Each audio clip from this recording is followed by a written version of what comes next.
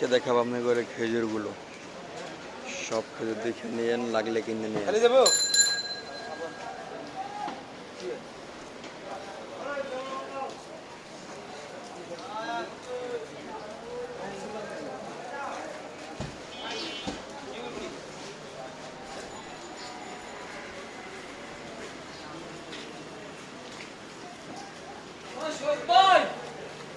শহীদ ভাই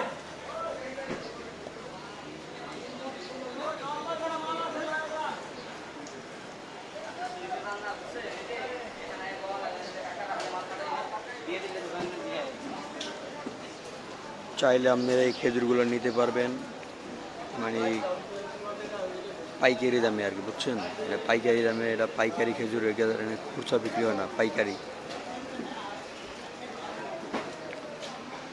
এই যে আপনার রাবেয়া আছে।